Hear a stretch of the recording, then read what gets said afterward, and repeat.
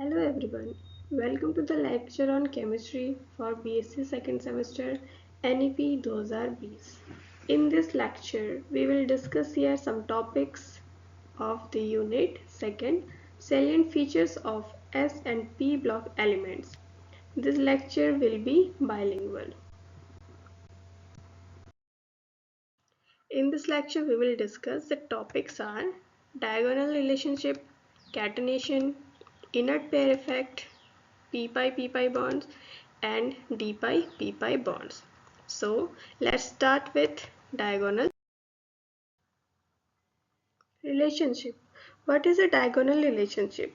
It has been observed that some elements of second period shows similarity with the element of third period present diagonally to each other, though belonging to different groups.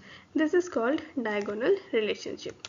जैसे हम लोग सभी जानते हैं कि किसी एक group में जितने एलिमेंट हैं उनकी प्रॉपर्टीज सिमिलर होती हैं, और अगर हम एक पीरियड में लेफ्ट से राइट की तरफ जाएं तो जो प्रॉपर्टीज होती हैं वो डिफरेंट हो जाती हैं। तो यहाँ पे देखा गया है कि सेकेंड ग्रुप के कुछ एलिमेंट, सेकेंड ग्रुप ये रहा जिसमें lithium, beryllium, boron, carbon, nitrogen, oxygen, fluorine और नियोन आते हैं। तो कुछ एलिमेंट जैसे कि लिथियम, बेरिलियम या बोरॉन, फॉर एग्जांपल अगर हम इनकी बात करें तो लिथियम की जो प्रॉपर्टीज़ हैं वो देखी गई हैं मैग्नीशियम जैसी, और अगर लिथियम और मैग्नीशियम को मैं मिलाने की कोशिश करूं इस पीरियोडिक टेबल में तो ये एक दूसरे से विकर्ण पे यानी कि डायगोनली सिचुएटेड है।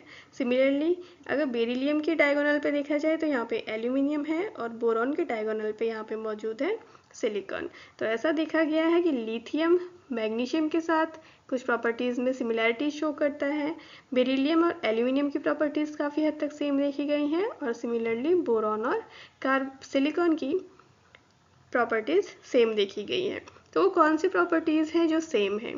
तो वो प्रॉपर्टीज़ हैं इलेक्ट्रोनेगेटिविटी, आयनाइजेशन एंथैल्पी, साइज और चार्ज टू रेडियस रेशियो, और इसके अलावा कुछ रिएक्शंस हैं जो उस पर्टिकुलर ग्रुप के एलिमेंट नहीं देते हैं जो सेकंड ग्रुप जिस एलिमेंट की हम बात कर रहे हैं, और वो वाली रिएक्शन सारी सिमिलर होती हैं उसके डायगोनली प्रेजेंट एलिमेंट की तरह। तो यहाँ पे हमारे पास जो पेयर मौजूद है वो है लिथियम मैग्नीशियम का पेयर जिनकी प्रॉपर्टीज़ में सिमिलैरिटी देखी गई है। इसके अलावा है बेरिलियम और एल्यूमिनियम, और थर्ड वन इज बोरॉन और सिलिकॉन। तो यहाँ पे इनकी प्रॉपर्टीज़ को हम लोग चेक करने के लिए बेरिलियम और एल्यूमिनियम का एग्जांपल लेते हुए देखते हैं कि कितनी सिमिलैरिटीज़ यहाँ पे इनमें पाई जाती है। Since we know that beryllium is a member of s block and aluminium is the member of P block. Blocks के अलग होने के बावजूद भी इनमें कुछ सिमिलैरिटीज़ हैं, जैसे कि अगर इसकी इलेक्ट्रोनेगेटिविटी का दोनों में सिमिलैरिटी देखी जाए तो बेरिलियम के लिए जो इलेक्ट्रोनेगेटिविटी वैल्यू है वो 1.5 है, और एल्यूमिनियम के लिए भी 1.5 है जो कि सेम है। और ऐसे ही चार्ज टू रेडियस रेशियो अगर आप देखेंगे तो ये दोनों भी ऑलमोस्ट सेम ही है। इसके अलावा बेरिलियम और एल्यूमिनियम HNO3 के लिए रेजिस्टेंट है, जबकि इन्हीं के ग्रुप के बाकी मेंबर HNO3 के लिए रेजिस्टेंट नहीं है, और जब इन दोनों को HNO3 में घोला जाता है तो इनकी सरफेस पे ऑक्साइड की एक प्रोटेक्टिव लेयर बन जाती है, जिसकी वजह से बेरिलियम और एल्यूमिनियम HNO3 में नहीं घुल पाते हैं। बेरिलियम और एल्यूमिनियम दोनों स्ट्रॉन्ग एल्कलीज के साथ जैसे कि NaOH या फिर KOH इसके साथ रिएक्ट करके बेरिलेट और एल्यूमिनेट आयन जनरेट करते हैं। जैसे देखा जाए ये रहा बेरिलेट आयन और ये रहा एल्यूमिनेट आयन, और देखो तो दो के दोनों सेम टाइप के हैं।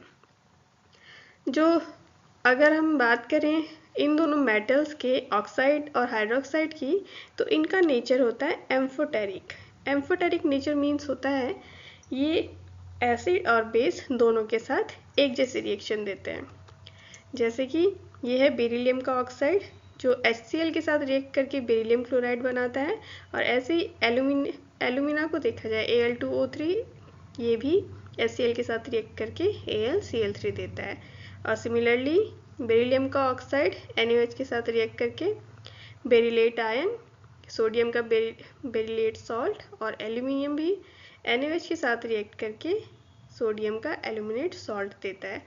ऐसे ही अगर इनके हाइड्रोक्साइड जो है वो भी सेम तरह से क्लोराइड अपने क्लोराइड HCl के साथ रिएक्ट करने पर और NaH के साथ रिएक्ट करने पर अपने बेरिलेट और एल्यूमिनेट आयन देता है, जो कि दोनों की रिएक्शंस सेम है। इसके अलावा बेरिलियम और एल्यूमिनियम की जो कार्बाइड है वो हाइड्रोलिसिस करने पे मीथेन गैस इवॉल्व करते हैं। रिएक्शंस आपके सामने है कि जब बेरिलियम के कार्बाइड को H2 के साथ रिएक्ट कराया जाता है तो यहाँ पे CH4 यानी कि मीथेन गैस निकलती है, और ऐसे ही एल्यूमिनियम कार्बाइड के लिए भी मीथेन गैस निकलती हुई देखी गई है रिएक्शन में। अब ये जो सिमिलैरिटीज़ हैं बेरिलियम और एल्यूमिनियम की एल्यूमिनियम के साथ, ये इन दोनों के डायगोनल रिलेशनशिप को प्रूव करती है। और एक बात ध्यान देने लायक है कि बेरिलियम की जो सारी प्रॉपर्टीज़ है ये S ब्लॉक के जिस ग्रुप में बेरिलियम आता है यानी कि सेकेंड ए की बाकी मेंबर्स से बिल्कुल भी नहीं मिलती, क्योंकि इसकी प्रॉपर्टीज़ मैक्सिमम एल्यूमिनियम के साथ मिलती हैं और ये है S ब्लॉक में, तो इन दोनों के बीच का जो रिलेशन है इसे कहा जाता है diagonal relationship. Next topic is catenation. Catenation is also known as श्रृंखलीकरण in Hindi. तो catenation है क्या? Catenation refers to the property of self-linking of atoms of an element. Suppose कोई atom है A, अगर A अपने ही साथ कोई बॉन्ड बनाए तो इस तरह की जो प्रॉपर्टी है इसको कहा जाता है कैटेनेशन। एक ही एलिमेंट के एटम्स के बीच अगर कोई बॉन्ड बन जाए तो ये चीज़ कहलाती है कैटेनेशन। अभी जो कैटेनेशन की प्रॉपर्टी है ये डिपेंड करती है बॉन्ड एनर्जी पे। जितनी ज़्यादा बॉन्ड एनर्जी होगी कैटेनेशन उतना अच्छा यानी कि बॉन्ड उतना स्ट्रांग होगा। साइज़ पे, जिस एलिमेंट के लिए हम कैटेनेशन टर्म को यूज़ कर रहे हैं उसकी साइज़ क्या है, और इसके अलावा बॉन्ड लेंथ पे, बॉन्ड लेंथ इसी एलिमेंट के दो एटम के बीच जो बॉन्ड बना उसकी जो लेंथ है ये डिटरमाइन करती है कि कैटेनेशन किस तरह का होगा, कितना स्ट्रांग होगा या कितना कमज़ोर होगा। तो कोई भी एलिमेंट अगर कोई स्ट्रांग बॉन्ड बना रहा है तो उसकी जो प्रॉपर्टी होगी कैटेनेशन की वो बेस्ट रहेगी। कैटेनेशन जो है ये प्रॉपर्टी देखी गई है ग्रुप 14 के एलिमेंट में। ये ग्रुप 14 का स्पेशल कैरेक्टर है। तो ग्रुप 14 में कौन कौन आते हैं? ग्रुप 14 है कार्बन फैमिली। तो इसी चीज़ को हम इस फैमिली के एलिमेंट्स में ज़रा देखते हैं।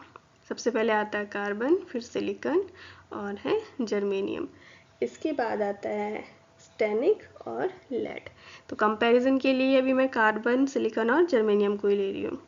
तो carbon carbon bond, silicon silicon bond और जर्मेनियम जर्मेनियम बॉन्ड।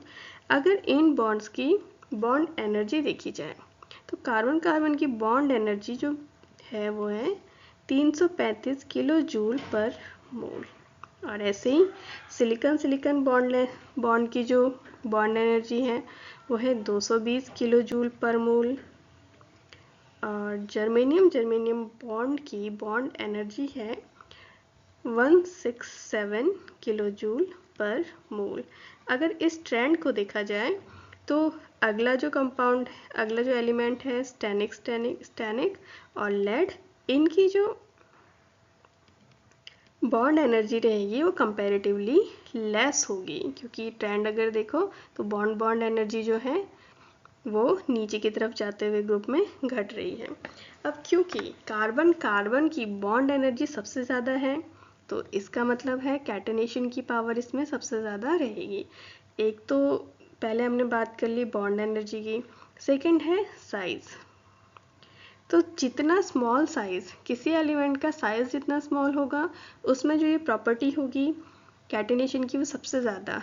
अब नीचे की ओर जाते हुए साइज़ बढ़ता है डाउन द ग्रुप, तो यहाँ पे सबसे छोटा क्योंकि कार्बन है तो कंपैरेटिवली अपने ग्रुप में सबसे अच्छी कैटेनेशन पावर कार्बन के पास ही रहेगी। और उसके बाद थर्ड चीज़ है बॉन्ड लेंथ। अब क्योंकि बॉन्ड लेंथ होता है जब कोई बॉन्ड बना है तो एक एलिमेंट के न्यूक्लियस से दूसरे एलिमेंट के न्यूक्लियस की डिस्टेंस होती है। कार्बन सबसे छोटा एलिमेंट है तो यहाँ पे जो डिस्टेंस है ये भी होगी मिनिमम, ये भी रहेगी अपने ग्रुप के कंपैरिजन में मिनिमम, क्योंकि यहाँ पे बॉन्ड लेंथ मिनिमम है, बॉन्ड एनर्जी मैक्सिमम है और साइज मिनिमम है। तो कार्बन के लिए ग्रुप 14 में सबसे अच्छी कैटिनेशन पावर कार्बन की मानी जाएगी। सिर्फ ग्रुप 14 में ही नहीं, सारे एलिमेंट में अगर हम लोग कंपेयर करें तो कार्बन की कैटिनेशन पावर सबसे अच्छी है।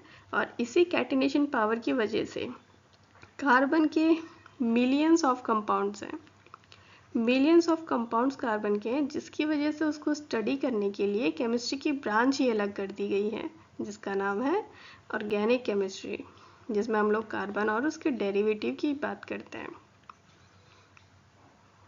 तो सबसे अच्छा कैटिनेशन पावर देखा गया है ग्रुप 14 में, और ग्रुप 14 में भी सबसे बेस्ट है कार्बन के पास। फिर कार्बन के अलावा ये जो कैटिनेशन की पावर पी ब्लॉक में जो अलग दूसरे कंपाउंड्स में मिलती है वो है बोरॉन और सल्फर। बोरॉन और सल्फर भी कैटिनेशन की पावर शो करते हैं, यानी कि कैटिनेशन की प्रॉपर्टी शो करते हैं, लेकिन इनका जो एक्सटेंट है कार्बन जितना नहीं है, बहुत ही कम है। यहाँ पे अगर देखा जाए कि कार्बन कैटिनेशन के थ्रू किस तरह से आपस में जुड़ सकता है, यहाँ पर अगर नोट किया जाए कि कार्बन कैटिनेशन के थ्रू किस तरह आपस में जुड़ रहा है, तो वो देखिए कार्बन ब्रांच फॉर्म में जुड़ जाता है इस तरह से, या फिर कार्बन स्ट्रेट चेन में कार्बन कार्बन की एक लंबी सी चेन या श्रृंखला बन जाए। इसके अलावा कार्बन साइक्लिक कंपाउंड्स भी बनाता है, साइक्लिक कंपाउंड्स भी बना देता है। तो इसकी वजह से, क्योंकि कार्बन का साइज, बॉन्ड एनर्जी और बॉन्ड लेंथ कैटिनेशन के लिए बहुत फेवरेबल है, तो इसलिए कार्बन कैटिनेशन के थ्रू बहुत ही सारे कंपाउंड बना पाता है। और इसके अलावा अभी आपके स्लाइड पे 3 कंपाउंड हैं, डायमंड, ग्रेफाइट और फुलेरीन। ये तीनों कंपाउंड कार्बन के एलोट्रोप कहे जाते हैं, और इसमें भी जो चीज़ देखी गई है वो है कार्बन की कैटिनेशन। कार्बन की कैटिनेशन की वजह से ही कार्बन डायमंड के फॉर्म में सबसे हार्ड कंपाउंड बना, ग्रेफाइट के फॉर्म में बिल्कुल लचीला, और फुलेरीन के फॉर्म में सबसे अच्छा इलेक्ट्रिकली कंडक्टिव कंपाउंड। तो इस हिसाब से अगर देखा जाए तो कार्बन के पास हाईएस्ट डिग्री ऑफ कैटिनेशन है, क्योंकि कार्बन कार्बन बॉन्ड की एनर्जी बहुत ज़्यादा हाई है, और कार्बन के पास टेट्रावैलेंसी है, यानी कि वो एक बार में 4 वैलेंसी के साथ जुड़ सकता है, और उसका स्मॉल एटॉमिक साइज इस कैटिनेशन के लिए बहुत ज़्यादा फेवरेबल है। टॉपिक है इनर्ट पेयर इफेक्ट, जिसे अक्रिय युग्म प्रभाव कहा जाता है हिंदी में। Inert pair effect P block के हैवी एलिमेंट्स की स्पेशलिटी है, पी ब्लॉक के हैवी एलिमेंट्स की। तो इनर्ट पेयर इफेक्ट है क्या, इसको हम लोग समझते हैं। अगर हम लोग किसी भी ग्रुप में चलें, पी ब्लॉक के किसी भी ग्रुप में हम लोग जाएं, तो उसके लिए अगर ऑक्सीडेशन स्टेट की बात की जाए तो मैक्सिमम ऑक्सीडेशन स्टेट क्या होगी, जो उसके आउटरमोस्ट सेल में नंबर ऑफ इलेक्ट्रॉन्स हैं। फॉर एग्जांपल अगर हम लोग लें ग्रुप 13 को, तो ग्रुप 13 के एलिमेंट्स कौन कौन से हैं, ये हैं बोरॉन, एल्यूमिनियम, गैलियम, इंडियम और थैलियम। ग्रुप 13 का इलेक्ट्रॉनिक कॉन्फ़िगरेशन NH2P1। तो यहाँ पे जो इसकी मैक्सिमम ऑक्सीडेशन स्टेट होगी वो होगी +3, बोरॉन के लिए +3, एल्यूमिनियम की +3, गैलियम की +3, इंडियम की +3 और थैलियम की +3 ही होनी चाहिए। लेकिन जो हैवी एलिमेंट है हमारे पास, इंडियम और थैलियम, इनकी +3 के अलावा एक और ऑक्सीडेशन स्टेट देखने को मिली है, जो कि है +1।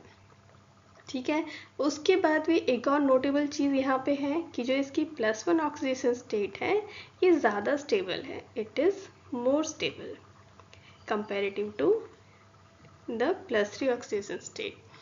तो यहाँ पर +1 ऑक्सीडेशन स्टेट में कैसे जाएगा, जब p ऑर्बिटल से एक इलेक्ट्रॉन लूज हो जाएगा तो एलिमेंट +1 ऑक्सीडेशन स्टेट में जाएगा।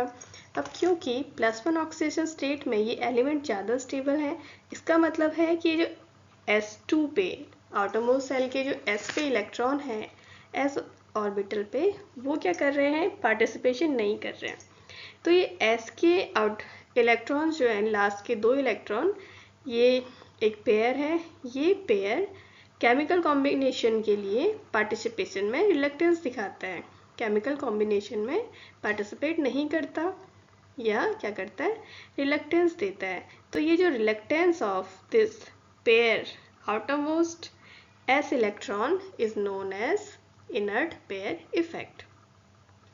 This reluctance of s electrons of the outermost cell of heavy p block elements is known as inert pair effect.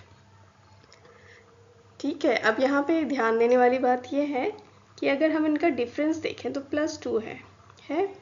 Group 13 के लिए हमने देखा इन दोनों के बीच में क्या है, +2 का डिफरेंस है, +3 और +1 में। और इसके अलावा अगर ग्रुप 14 में आ जाए, 14 में है कार्बन, सिलिकॉन, जर्मेनियम, इसके बाद आता है स्टेनिक और इसमें lead, outermost electronic configuration NS2P2। तो यहाँ पे जो हमारे पास लेड है, लेड की ऑक्सीडेशन स्टेट क्या होती है, +2 एंड +4। उसमें भी जो +2 है ये ज़्यादा स्टेबल है, this is more stable then this +4। ठीक है, और इसका रीज़न है ये जो S पे आउटरमोस्ट सेल के S पे जो इलेक्ट्रॉन है, ये केमिकल कॉम्बिनेशन में पार्टिसिपेट करने के लिए रिलक्टेंस दिखाते हैं, they show reluctance, that is why this is known as inert pair effect. और ये जो 2 successive most stable oxidation state और उसके बाद की अगली ऑक्सीडेशन स्टेट है, इन दोनों के बीच का जो अंतर है वो है 2 का। तो ये है इनर्ट पेयर इफेक्ट। तो लोअर ऑक्सीडेशन स्टेट जितनी ज़्यादा स्टेबल होगी, S2 वाले जो इलेक्ट्रॉन है हमारे आउटरमोस्ट सेल के S2, इनकी जो टेंडेंसी रहेगी अपने ही ग्रुप में रहने की, अपने ही ऑर्बिटल में रहने की, वो सबसे ज़्यादा होगी। तो ये जो है बॉन्ड फॉर्मेशन में पार्टिसिपेट नहीं करते हैं। फॉर एग्जांपल ये हमने बात कर ही ली है, ठीक है, थैलियम, ये +3 और +1 दोनों ऑक्सीडेशन स्टेट में रह सकता है, लेकिन इसके लिए +1 ज़्यादा स्टेबल है, और क्योंकि +1 ज़्यादा स्टेबल है तो यहाँ पर जो इसके आउटरमोस्ट सेल के s ऑर्बिटल में जो 2 इलेक्ट्रॉन हैं ये रिलक्टेंस शो करते हैं, यानी कि इनर्ट पेयर इफेक्ट दिखाते हैं। और सिमिलरली हम लोग ग्रुप 14 में लेड को भी देख सकते हैं, और लेड के अलावा स्टेनिक भी है, जिसको हम लोगों ने Sn+2 एंड Sn+4 की ऑक्सीडेशन स्टेट में देखा हुआ है, और दोनों में से ज़्यादा स्टेबल है Sn+2। So this is inert pair effect. Next topic is p-p bond. p-p bond पे चलने से पहले हम 2 बेसिक बॉन्ड्स की बात करेंगे जो केमिकल कॉम्बिनेशन के थ्रू बनते हैं। एक होता है सिग्मा बॉन्ड, दूसरा है पाई बॉन्ड। सिग्मा बॉन्ड कब बनता है, जब एक s ऑर्बिटल, जब 2 s ऑर्बिटल या एक s और एक p orbital head to head overlap करें,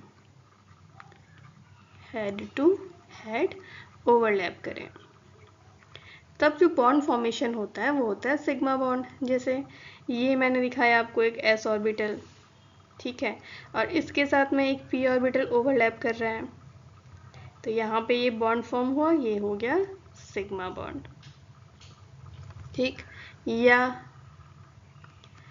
एक 2 के 2 जो ऑर्बिटल ओवरलैप कर रहे हो वो दोनों ही s हों, 2p, कैसे 2p अगर हेड टू हेड ओवरलैप करें, इस तरह की ओवरलैपिंग, तभी भी हमारा बनता है एक सिग्मा बॉन्ड। ठीक है, लेकिन सिचुएशन ऐसी है, ये सब क्या है, यहाँ पे sp ऑर्बिटल, ये ss ऑर्बिटल और ये दोनों p ऑर्बिटल, इनकी जो ओरिएंटेशन है वो है सेम एक्सिस में, क्या रही, सेम एक्सिस में। तो यहाँ पे जो ओवरलैपिंग के थ्रू बॉन्ड बनता है वो हो गया सिग्मा बॉन्ड। अब पाई बॉन्ड कब बनता है? जब इस तरह की ओवरलैपिंग ना हो पाए, हेड टू हेड ओवरलैपिंग ना हो, बल्कि किस तरह की ओवरलैपिंग हो? Lateral overlapping. कैसे? Lateral overlapping. जब लैटरल ओवरलैपिंग होती है तब यहाँ पे फॉर्मेशन होता है एक पाई बॉन्ड का। जैसे कि एक पी बॉन्ड ये, एक पी ऑर्बिटल ये है और एक पी ऑर्बिटल ये है। ये इस तरह की जो यहाँ पे ओवरलैपिंग है, साइड वाइज ओवरलैपिंग हो रही है, this is called lateral overlapping. तो ये जो लैटरल ओवरलैपिंग होती है ये करवाती है पाई बॉन्ड का फॉर्मेशन। ठीक हो गया, ये हमने समझा सिग्मा और पाई बॉन्ड। अब समझते हैं पी पाई और पी पाई बॉन्ड। तो क्या है पी पाई बॉन्ड? जब बॉन्ड फॉर्मेशन हो रही हो और हमारे पास दो एलिमेंट हैं, suppose this element is A and this element is B. इस एलिमेंट का पी ऑर्बिटल, ठीक है, और इस एलिमेंट का भी पी ऑर्बिटल, ये जब आपस में ओवरलैप करेंगे, ठीक है, ओवरलैप कैसी? ये ओवरलैप होनी चाहिए लैटरल। अगर ये लैटरल ओवरलैप करते हैं तो जो बॉन्ड फॉर्म होता है वो बनता है पाई बॉन्ड। ठीक, और बॉन्डिंग में किसने पार्टिसिपेट किया है? दो पी ऑर्बिटल ने। तो जो फाइनली हमारा बॉन्ड है वो है पहले ए का पी पाई और बी का भी पी पाई।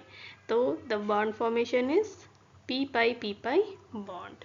ठीक है, तो ये इस तरह से बनता है।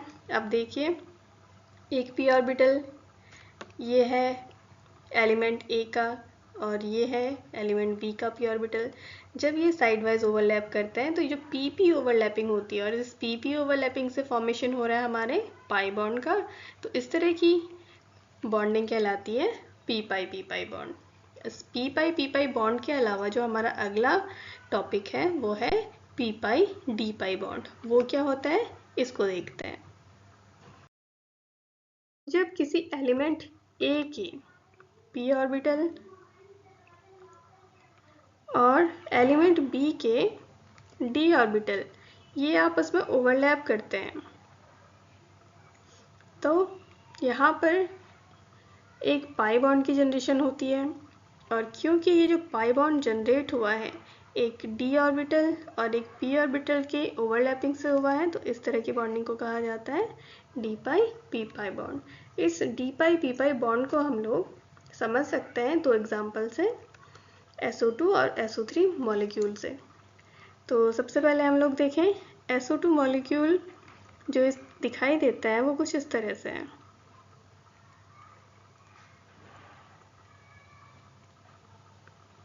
सल्फर ऑक्सीजन के साथ 4 बंध बनाता है।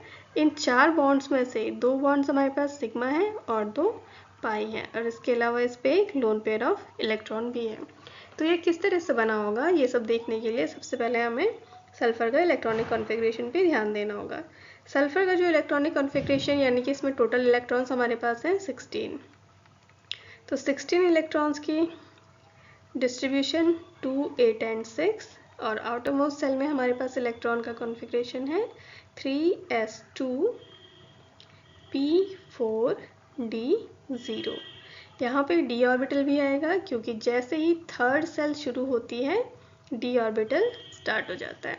ठीक है, अब हम इसके इलेक्ट्रॉन्स को, आउटरमोस्ट सेल के इलेक्ट्रॉन्स को अगर डिस्ट्रीब्यूट करें sp और d ऑर्बिटल में, ये है s, ये रहे 3p और ये हो गए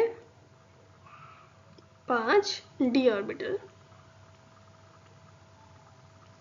electronic configuration as per Hund's law 2, 1, 2, 3 और एक 4 इलेक्ट्रॉन p में और 2 s में, d में कोई भी इलेक्ट्रॉन नहीं। जब इस पे ऑक्सीजन अप्रोच करते हैं तो यहाँ पे ये चला जाता है एक्साइटेड स्टेट में। एक्साइटेड स्टेट में इलेक्ट्रॉन्स रीडिस्ट्रीब्यूट होते हैं क्योंकि बॉन्ड बना, हमारे पास 4 बॉन्ड बने हुए हैं, तो हमारे कम से कम 4 ऑर्बिटल ऐसे होने चाहिए जिसमें सिंगल इलेक्ट्रॉन हो, ताकि ऑक्सीजन के बॉन्ड के साथ में एक ऑक्सीजन के ऑर्बिटल के साथ में कोवेलेंट बॉन्ड बनाया जा सके। तो इलेक्ट्रॉन यहाँ पे से जंप होकर के p ऑर्बिटल से चला जाता है d ऑर्बिटल में। तो यहाँ पे रह गया 3 इलेक्ट्रॉन और ये आ गए d में। 5 d जो खाली थे उसमें से एक में आ गया इलेक्ट्रॉन। अब बारी है ऑक्सीजन एटम की। अब ऑक्सीजन एटम के बारे में हम लोग जानते हैं ऑक्सीजन का इलेक्ट्रॉनिक कॉन्फ़िगरेशन, टोटल इलेक्ट्रॉन्स इसमें होते हैं 8। तो उस 8 इलेक्ट्रॉन्स को अगर डिस्ट्रीब्यूट करें तो वो हो गया 2 and 6 यानी कि 2s2। आउटरमोस्ट सेल के लिए 2s2p4 और अगर मैं इसको दिखाऊं तो ये आएगा 2s2 और p में 4 इलेक्ट्रॉन, 1 2 3 और 4। 2 ऑक्सीजन एटम है तो सेम नीचे भी बिल्कुल इसी तरह से इसको जो मैं दिखाऊं तो ये आएगा इस तरह से। अब बॉन्ड फॉर्मेशन जब हो रहा है तो यहाँ पे हम लोग ध्यान देंगे कि बॉन्ड कैसे बन रहे हैं। एक एक सिग्मा बॉन्ड बना है यानी कि पहला एक ऑक्सीजन एटम एक इलेक्ट्रॉन एक ऑक्सीजन से आएगा इस वाले पे। तो यहाँ पे क्या है, ऑक्सीजन का एक p ऑर्बिटल और एक p ऑर्बिटल पार्टिसिपेट किया है सल्फर का, यानी कि यहाँ पे हमारा पहला सिग्मा बॉन्ड बना इस तरह से। दूसरा एक p ऑर्बिटल ऑक्सीजन का और एक p ऑर्बिटल इसका, तो यहाँ पे 2 p ऑर्बिटल की ओवरलैपिंग से बनी है सिग्मा। अब ये चीज़ हम जानते हैं कि कोई भी 2 एटम जब सिंगल बॉन्ड के बाद दूसरा बॉन्ड बनाते हैं सेम ही एलिमेंट के साथ में तो वो पाई बनता है। तो अगला जो बॉन्ड बनेगा वो है पाई बॉन्ड। तो ऑक्सीजन का p ऑर्बिटल और सल्फर का भी p ऑर्बिटल, तो यहाँ पे क्या बना है, एक p और एक p दोनों ने मिलके बनाया है पाई। तो यहाँ पे हो गया हमारे पास p पाई बॉन्डिंग। ठीक है, इस ऑर्बिटल ने और इस ऑर्बिटल ने p पाई किए, एक बॉन्ड ये फॉर्म हो गया। और दूसरा ऑक्सीजन से ये वाला इलेक्ट्रॉन चला जाएगा सल्फर के d ऑर्बिटल में। तो सल्फर के d ऑर्बिटल ने पार्टिसिपेट किया है और ऑक्सीजन के p ऑर्बिटल ने पार्टिसिपेट किया है, फॉर्मेशन हुआ है पाई बॉन्ड का। तो इस तरह से हमारा बना d पाई p पाई बॉन्ड। ये तो है SO2 मॉलिक्यूल। और इसी तरह से हम लोग SO3 मॉलिक्यूल का भी एग्जाम्पल ले सकते हैं। SO3 मॉलिक्यूल कुछ इस तरह से दिखाई देता है, जिसमें ऑक्सीजन और सल्फर के बीच 3 सिग्मा और 3 पाई बॉन्ड्स बने हुए हैं। तो इन 3 सिग्मा और 3 पाई बॉन्ड्स की जो ओरिएंटेशन है इस तरह की है। अब यहाँ पर टोटल जो बॉन्ड है वो है 6 बॉन्ड। तो 6 बॉन्ड बनाने के लिए हमारे पास कम से कम, क्योंकि ये सारे बॉन्ड्स क्या हैं, कोवेलेंट बॉन्ड्स हैं, 6 बॉन्ड बनाने के लिए हमारे पास सल्फर के 6 ऑर्बिटल में एटलीस्ट एक एक इलेक्ट्रॉन होना चाहिए।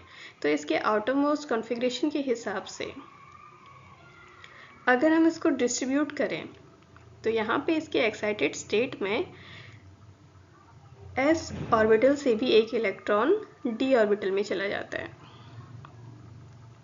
3 और टोटल ये d में आ गए 1 और 2। तो इस तरह से 1 2 3 4 5 6 ऑर्बिटल हमारे पास s में सल्फर में हमें मिल गए हैं, जो कि ऑक्सीजन के साथ में बॉन्ड बना सकते हैं। तो सबसे पहला तो जो बॉन्ड बनेगा वो है सिग्मा बॉन्ड। सिग्मा बॉन्ड बनाने के लिए सबसे पहले हम लोग यहाँ से एक ऑक्सीजन एटम में से इलेक्ट्रॉन डाल दें, ये आया एक सिग्मा। तो इस सिग्मा बॉन्ड को बनाने में ऑक्सीजन का p और सल्फर का s लगा हुआ है, s ऑर्बिटल इन्वॉल्व है, तो ये बना है सिग्मा बॉन्ड। दूसरा, अगले सिग्मा बॉन्ड को बनाने के लिए दूसरे वाले ऑक्सीजन एटम में से हम लोग ले चलते हैं एक इलेक्ट्रॉन को। इस वाले में ऑक्सीजन का p ऑर्बिटल और सल्फर का भी p ऑर्बिटल इन्वॉल्व है और जनरेशन हुई है सिग्मा बॉन्ड की। तीसरा सिग्मा बॉन्ड तीसरे ऑक्सीजन एटम और सल्फर के बीच बनेगा कुछ इस तरह से। यहाँ पर ऑक्सीजन का p ऑर्बिटल और सल्फर का p ऑर्बिटल इन्वॉल्व हुआ है, यहाँ पर भी बना है सिग्मा बॉन्ड। तो जहाँ जहाँ पर p ऑर्बिटल के ओवरलैप से सिग्मा बॉन्ड बना है उनकी ओवरलैपिंग है हेड टू हेड, यानी कि इस तरह की ओवरलैपिंग।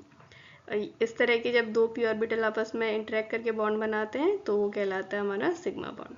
ठीक है, ये तो बन गया सिग्मा बॉन्ड। अब इसके अलावा हमारे पास 3 ऑर्बिटल्स और हैं जहाँ पर पाई बॉन्ड की फॉर्मेशन हो सकती है।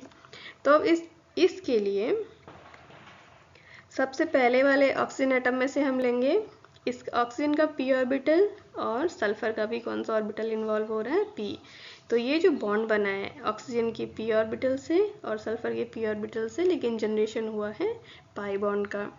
दूसरे ऑक्सीजन का p ऑर्बिटल इन्वॉल्व हुआ और सल्फर का हुआ है d।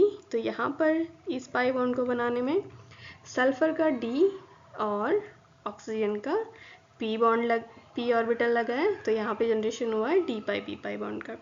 और लास्ट में जो इस सल्फर का एक d ऑर्बिटल और बचा है जिस पे एक इलेक्ट्रॉन है, एक ऑक्सीजन एटम हमारे पास और बचा है जिसका एक ऑर्बिटल खाली है, जिसमें एक ही इलेक्ट्रॉन है ऑक्सीजन के, तो ये भी यहाँ पे इन्वॉल्व होगा। तो यहाँ पे लगा ऑक्सीजन का p ऑर्बिटल और सल्फर का d ऑर्बिटल, जनरेशन हुआ है एक पाई बॉन्ड का। तो इस तरह यहाँ पे d पाई p पाई बॉन्ड हमें एक ही मॉलिक्यूल में दो देखने को मिले हैं। SO3 में हमारे पास दो d पाई p पाई बॉन्ड मिले हैं, जबकि SO2 में हमारे पास एक d पाई p पाई बॉन्ड था। तो होप यू अंडरस्टैंड जो भी मैंने कहा। आज के लेक्चर में बस इतना ही। Thank you.